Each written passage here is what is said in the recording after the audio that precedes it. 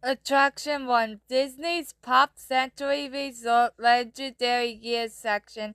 The other half of the resort, partially constructed, was abandoned following a drop in tourism due to the September 11 terrorist attacks.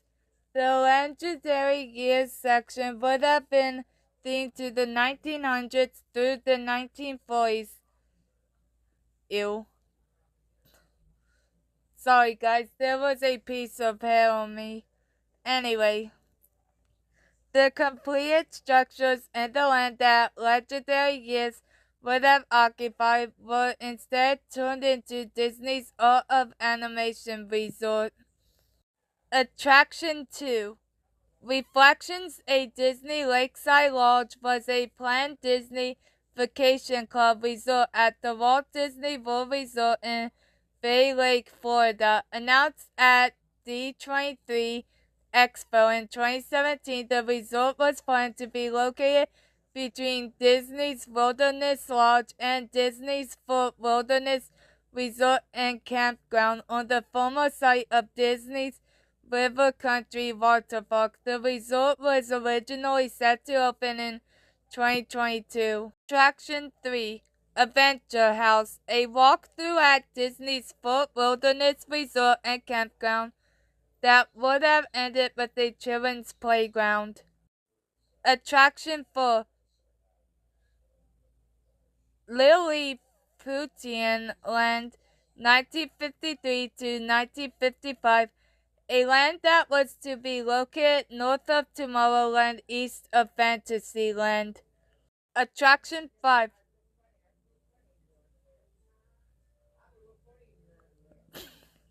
Residential Street, 1955, was to have been located between Main Street and Tomorrowland, the present-day home of Parade Float Storage and the Guest Flow Corridor.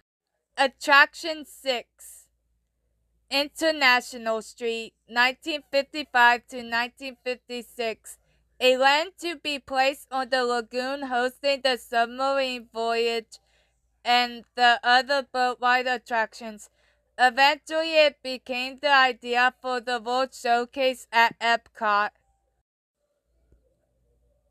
Attraction 7, Chinatown, 1955, a side street expansion to Main Street, USA. I'm just gonna do this all in one video. This part. Attraction 8, Edison Square, 1955 to 1957, a land that would have been a side street expansion to Main Street, USA, themed around the addition of electricity in American homes. It would have featured a statue of Thomas Edison and a show about harnessing electricity. Attraction 9, Gay 90s Square, mid-1950s, an alternate take on Edison Square, but this time themed around a town in the 1890s. Attraction 10, Liberty Street, 1956 to 1958, another land that would have been a side street expansion to Main Street, USA, themed around an American town circa 1776. Attraction 11, Dumbo Circus Land, was a never-built section of Disneyland that was to open in 1976. It would have been built on the spot where Fantasyland Theater is now located.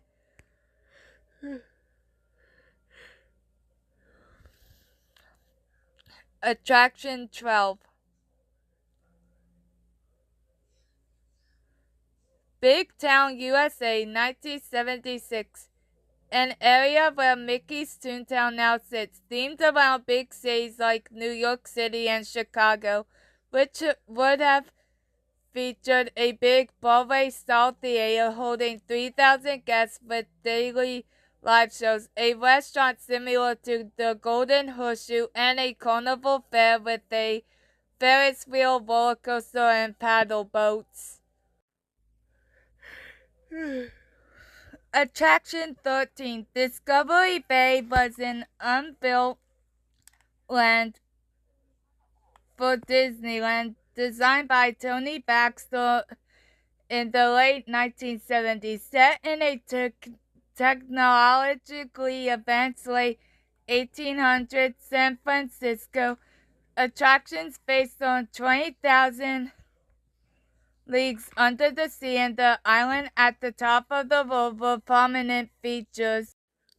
Attraction 14, Land of Legends, late 1970s, an area based around American literature, folklore, and tall tales planned for a spot north of Bear Country, now known as Critter Country, that would have connected to Discovery Bay. Attractions include the famous Western River Expedition project, as well as dark rides based on the legend of Sleepy Hollow and the saga of Windwagon Smith, with a Paul Bunyan restaurant. Attraction 15, LucasPort, 1980s. In the 1980s, before Captain EO, Star Tours, and Indiana Jones Adventure, Disney legend Tony Baxter, George Lucas, and a crew of Imagineers were reimagining Tomorrowland that would place guests in a futuristic metropolis with environments inspired by Star Wars in a multi-level venue called LucasPort. Attraction 16, Mickey's Starland, early 1990s. An area where guests could meet Mickey Mouse and all of his pals. Even though it wasn't built, a duplicate of this area would end up in the Magic Kingdom.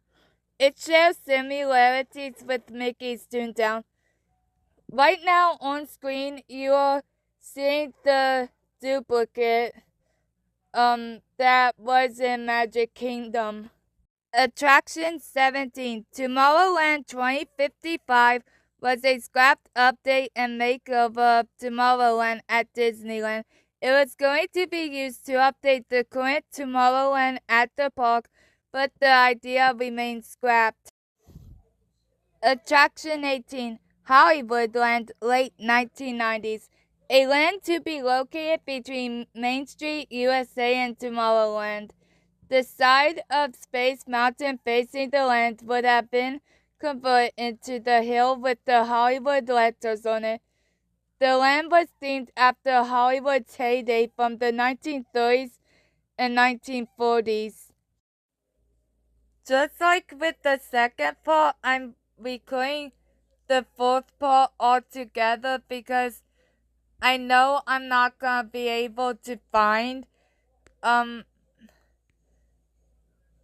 last 6 attractions. So yeah. Sorry.